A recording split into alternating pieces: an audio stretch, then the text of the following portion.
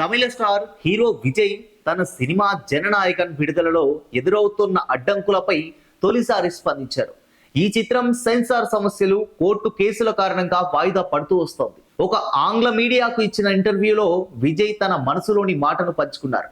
తను రాజకీయాల్లోకి రావడం వల్లే కావాలని తన సినిమాను ఇబ్బందులకు గురిచేస్తున్నారని ఆయన ఆరోపించారు.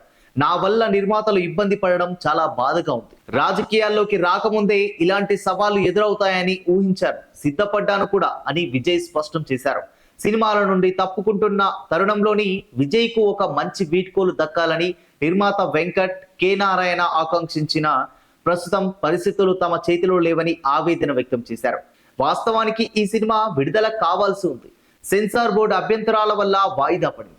ఈ చిత్రానికి యుఎస్ సర్టిఫికెట్ ఇవ్వాలని సెన్సార్ బోర్డును ఆదేశించింది. సింగిల్ బెంచ్ తీర్పును సవాలు చేస్తూ సిబిఎఫ్సి హైకోర్టు డివిజన్ బెంచ్ ను ఆశ్రయించింది. కోర్టు సర్టిఫికెట్ జారీపై స్టే ఇచ్చింది. నిర్మాతలు సుప్రీంకోర్టును ఆశ్రయించగా మళ్లీ హైకోర్టులోనే తేల్చుకోవాలని అత్యున్నత న్యాయస్థానం సూచించింది. ఈ నెల 21న వాదనలు విన్న డివిజన్ బెంచ్ సింగిల్ జడ్జి ఇచ్చిన పాత ఉత్తర్వులను రద్దు చేసింది. మరోసారి విచారించి నిర్ణయం తీసుకోవాలని ఆదేశించింది.